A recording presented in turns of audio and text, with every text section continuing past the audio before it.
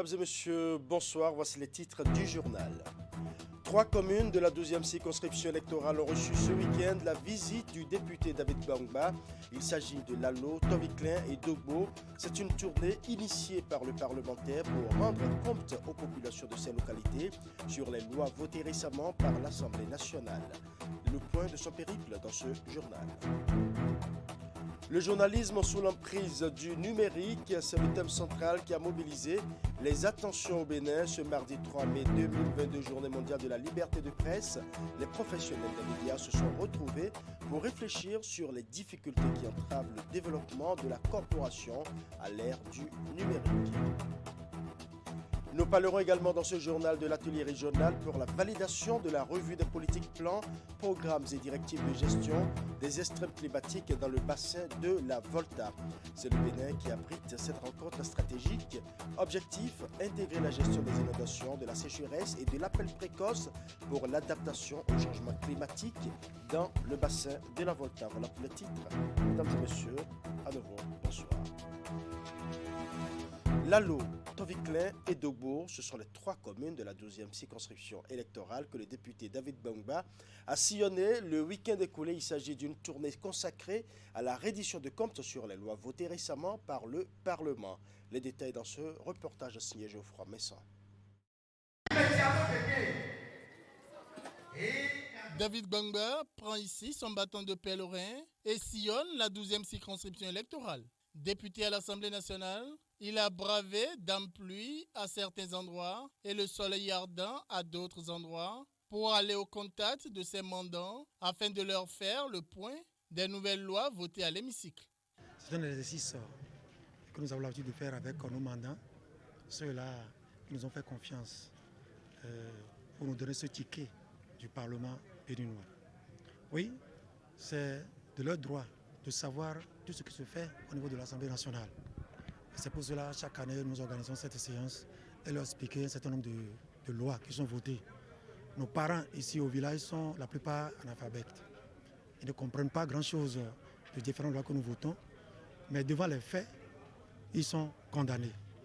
Donc c'est bien de faire cet exercice pour préparer vraiment nos parents à comprendre comment se comporter dans la société, les différentes lois qui sont votées. Leader politique et membre fondateur du Parti Bloc républicain, BR, dans le département du Koufo, David Gbangba a parcouru tour à tour les communes de Lalo, Toviklen et Dogbo. Ici à Lalo comme ailleurs, des jeunes, des femmes, des sages et des têtes couronnées l'ont religieusement suivi et lui ont témoigné leur reconnaissance. La violence faite aux femmes, c'est un fait qui est récurrent dans nos régions ici. Mais à travers cette divulgation, je pense que les parents sont en train de comprendre que désormais, ils ne doivent plus porter la main sur leurs épouses. Également, les jeunes enfants, moins de 18 ans, qui donnent de force en mariage, et surtout les jeunes garçons qui se jettent sur leurs jeunes sœurs de 13 ans, de 12 ans, ils ont compris aujourd'hui que la nouvelle loi leur interdit cela. Donc c'est important d'expliquer ces différentes lois à nos parents. Cette tournée de reddition de comptes a aussi permis au député David Gbangba de lancer la remobilisation de la troupe du BR en vue des échéances électorales à venir. Cette tournée dédiée reddition de comptes revêt une importance capitale pour nous, car il s'agit de mettre la lumière sur les nouvelles lois votées au Parlement et les efforts consentis par nos honorables députés. Vraiment, nous ne pouvons que lui dire merci. C'est tombé à pic. Il fallait le faire. Et il fallait même le répéter. Et nous invitons la jeunesse du Koufo à prendre conscience des différentes lois que nous avons votées. Ces lois qui sont votées sont des lois non discutables.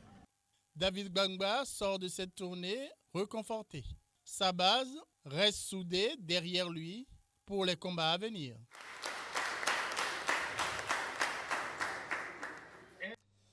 La promotion de la moto électrique dans les communes d'Abomey-Calavi, Cotonou et Siamepoji. C'est un projet de l'Association nationale des communes du Bénin qui a fait état d'une note conceptuelle élaborée au cours d'un atelier tenu ce mardi à Cotonou. Il s'agit d'une séance de travail dirigée par le président de l'ANCB qui s'inscrit dans la perspective de la réduction des émissions de gaz à effet de serre. Idrissou Boukari pour plus de précisions. Le transport routier est l'un des secteurs qui émettent énormément de gaz à effet de serre.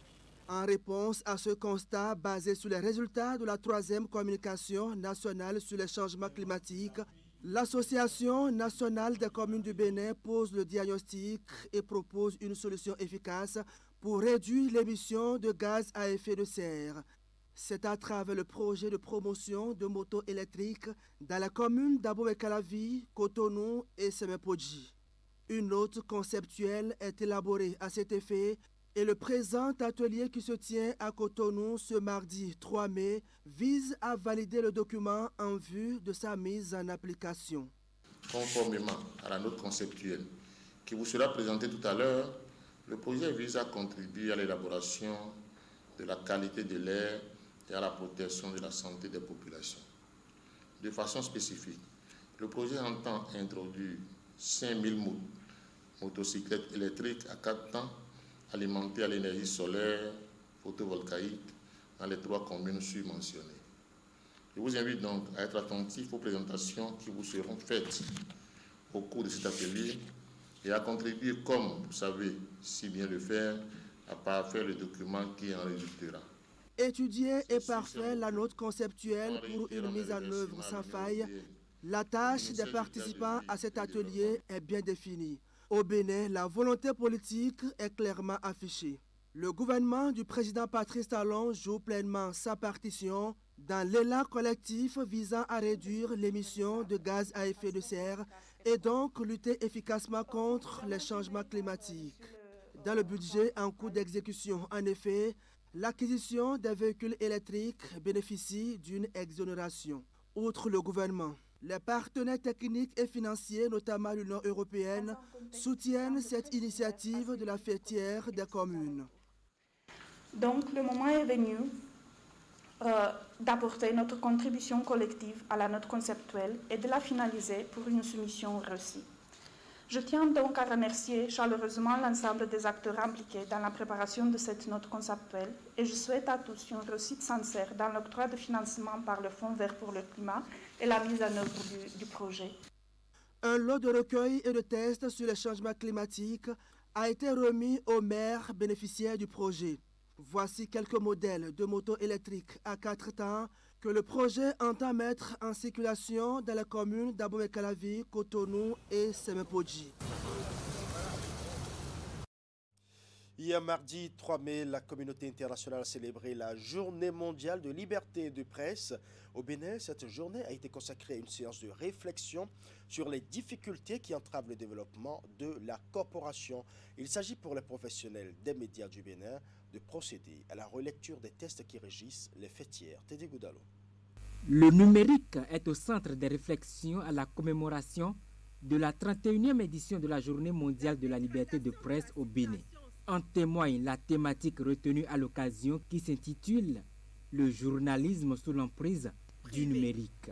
Au Bénin, plus qu'ailleurs, ce thème est d'une brûlante actualité au regard de la place considérable prise ces dernières années par le numérique dans le paysage médiatique au Bénin, avec de multiples impacts sur la pratique du journalisme et sur la sécurité des acteurs des médias du Bénin.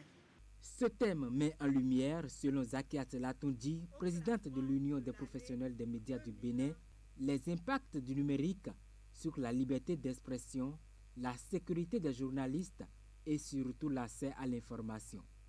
Et face à ces difficultés qui entravent l'éclosion de la corporation, des réformes sont envisagées en vue de redonner vie au secteur. Il s'agit notamment de la rélecture des textes qui régissent les associations fêtières.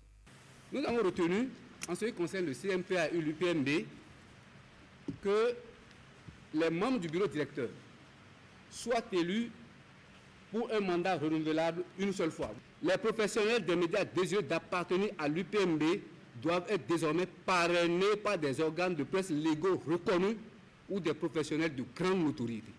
En ce qui concerne le CMPA de façon particulière, nous avons proposé tout élu au sein du bureau directeur des organes des médias fêtiers ou non désignés nommé à un mandat dans les structures sous tutelle des fédérés doit démissionner dans les 30 jours, francs suivant la date de son élection, de sa nomination, en choisissant de siéger au niveau des fêtières ou dans son association d'origine. Il était nécessaire de relire ces textes. Il ne s'agit pas de saper les bases de la maison, encore moins de faire mal.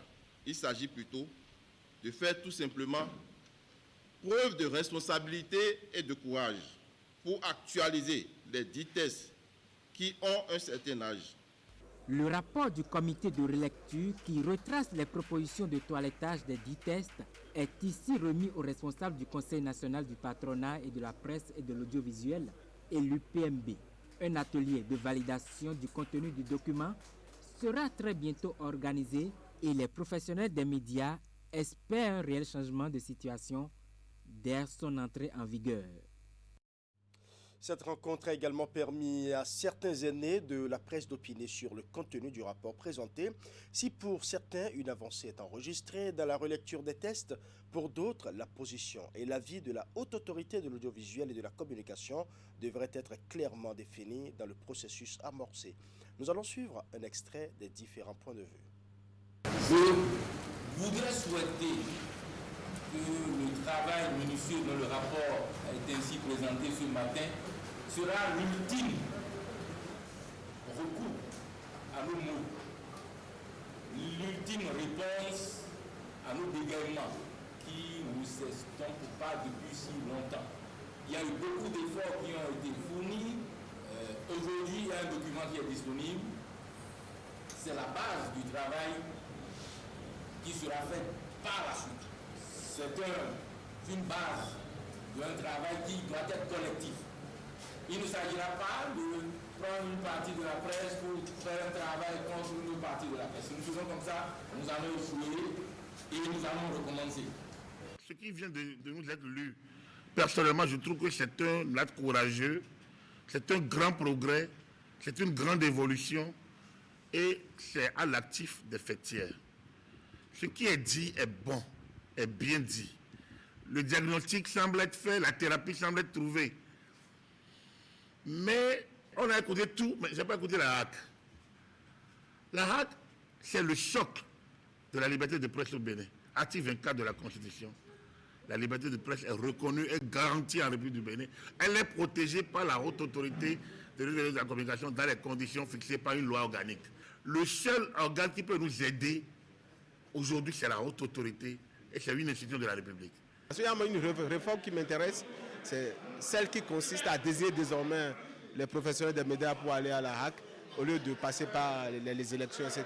Moi, j'attends l'atelier de validation pour voir comment ça va évoluer, quels sont les critères, etc. Parce que les élections donnent droit à beaucoup d'argent, beaucoup de dépenses, c'est comme les politiques. Hein. Voilà. Donc, parfois c'est ruineux, parfois on ne s'en sort pas, on ne se relève pas.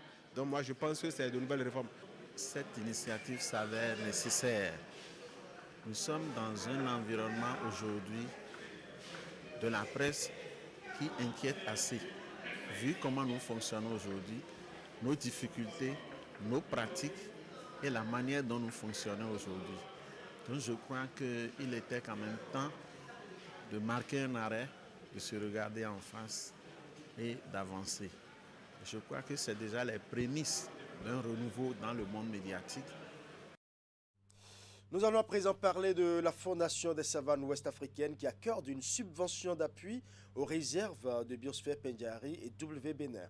Le geste s'inscrit dans la droite ligne des agressions subies par les Rangers dans les mois de janvier et février dernier. Au cours de cette cérémonie, l'ancien président du conseil d'administration de la Fondation a passé le flambeau à son successeur. Nous allons suivre.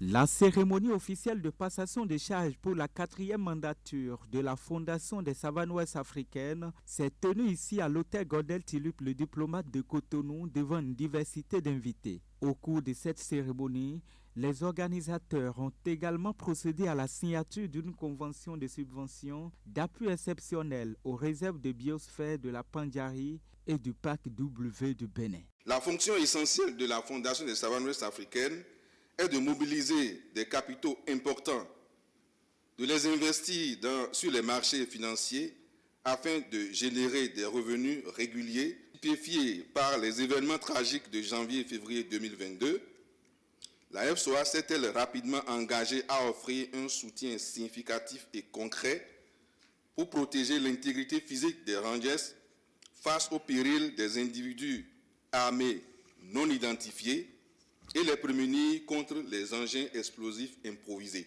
Mes vifs remerciements pour votre accompagnement remarquable et l'oreille attentive que la Fondation des savanes ouest-africaines ne cesse de nous apporter, ce qui se traduit une fois encore par ce nouvel engagement que nous venons de matérialiser. L'ancien président du conseil d'administration de la FSOA passe le flambeau au nouveau président fraîchement élu et l'invite à continuer le combat pour de meilleurs résultats. Le nouveau président du conseil d'administration, investi dans ses nouvelles fonctions, prend l'engagement de participer et de veiller de façon conjointe à toute l'équipe de la FSOA à l'atteinte des objectifs fixés. Il est bien d'être reconnu pour son potentiel, mais il est encore mieux de l'être pour sa prospérité. Il serait donc prétentieux de ma part de dire que beaucoup a été fait. Je pense au contraire que beaucoup reste à faire. Nonobstant ces défis, je me réjouis de quitter la présidence ce jour, laissant la Fondation à un nouveau président élu. Cher président. Aujourd'hui, nous avons le guichet Bénin, Burkina, Niger. Et nous envisageons un quatrième guichet, le guichet de la régionalisation. Ce qui veut dire que notre engagement, c'est d'abord faire en sorte que le conseil d'administration travaille comme d'habitude, ait les meilleurs résultats, mais de l'autre côté aussi, c'est de faire en sorte que nous puissions aller encore plus loin dans la mobilisation des ressources. La directrice du cabinet du ministre du Cadre de vie et du Développement durable a encouragé la FSOA pour les efforts consentis au profit des aires protégées. La FSOA a su, en temps opportun, apporter des réponses idoines à des situations qui préoccupaient le gouvernement. Une enveloppe de 330 millions de francs CFA au profit de African Park Network. Pour rappel, la FSOA est dotée aujourd'hui d'un capital de 23 milliards de francs CFA constitué de contributions de 3 États, dont le Bénin, le Burkina Faso et le Niger, appuyés par la coopération allemande et la Banque mondiale. Cotonou abrite depuis ce matin l'atelier régional pour la validation de la revue des politiques, plans, programmes et directives de gestion des extrêmes climatiques dans le bassin de la Volta. C'est une activité qui s'inscrit dans la poursuite du projet Intégrer la gestion des inondations, de la sécheresse et de l'appel précoce pour l'adaptation au changement climatique dans le bassin de la Volta. La rencontre réunit des participants venus des 6 pays que couvre le bassin. Reportage. Démarré depuis 2019, le projet Intégrer la gestion des inondations, de la sécheresse et de l'appel précoce pour l'adaptation au changement climatique dans le bassin de la Volta est aujourd'hui à l'étape d'une évaluation à mi-parcours. À travers l'atelier régional pour la validation de la revue des politiques, plans, programmes et directives de gestion des extrêmes climatiques, les participants venus des 6 pays concernés vont travailler à l'élaboration d'une stratégie d'adaptation et de résilience à long terme dans le bassin de la Volta.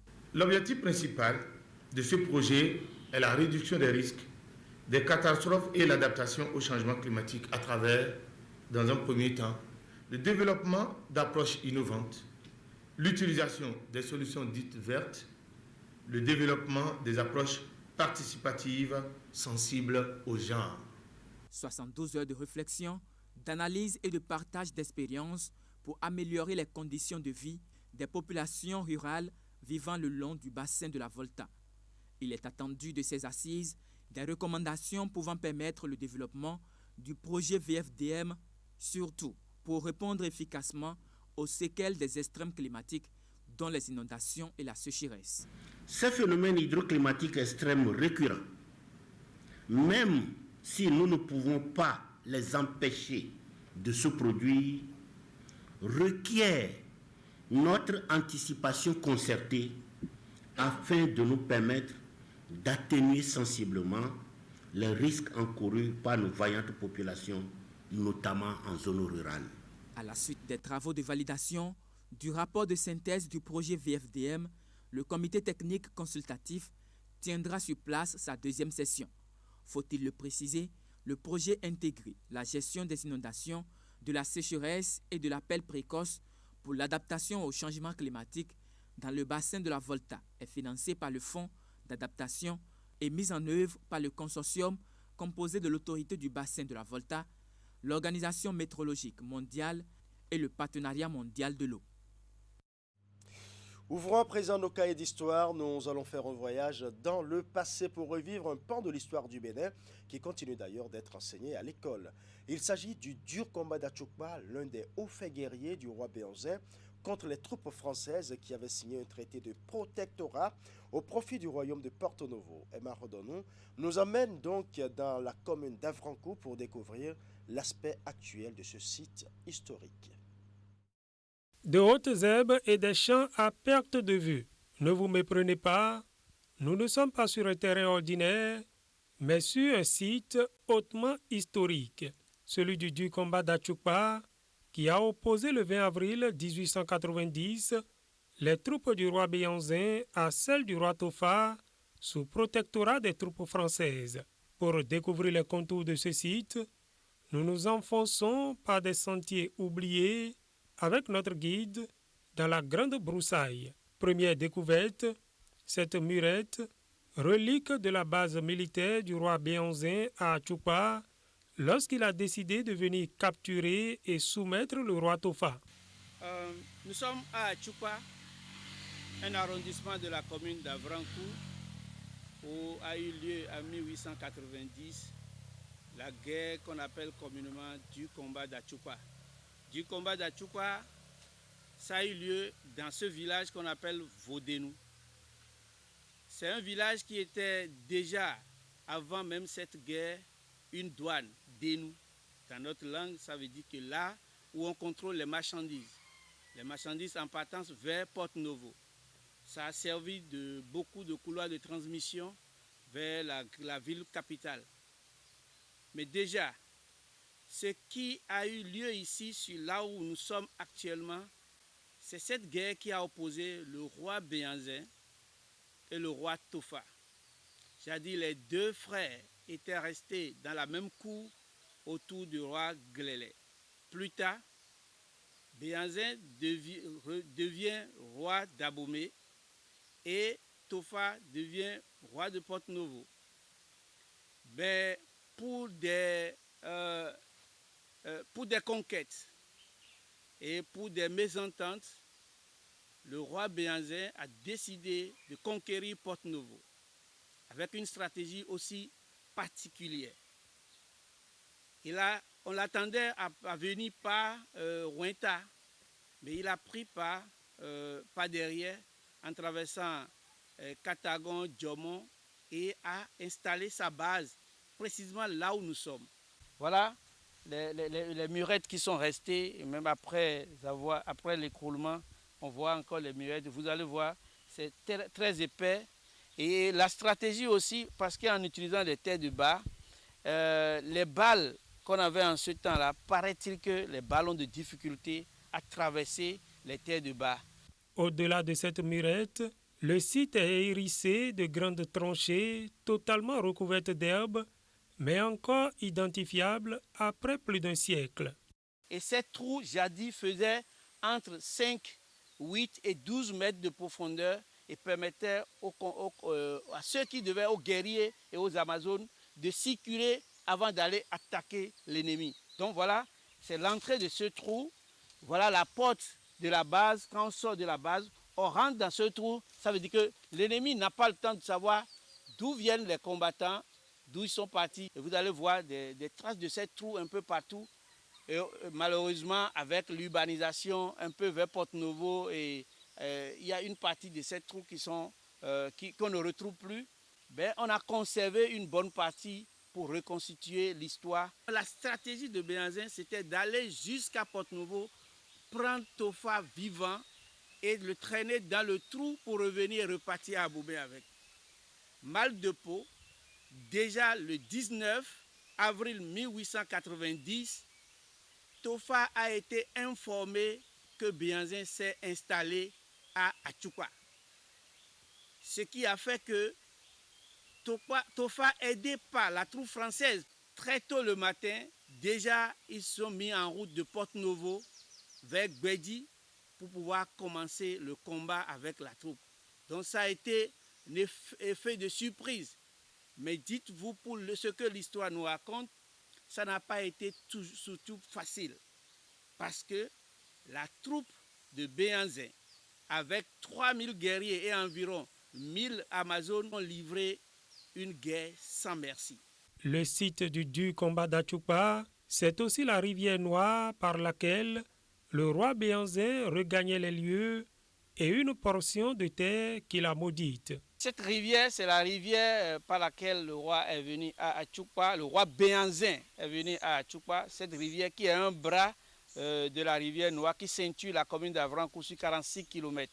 Donc la base s'est installée juste à côté de cette rivière et c'est aussi une des stratégies.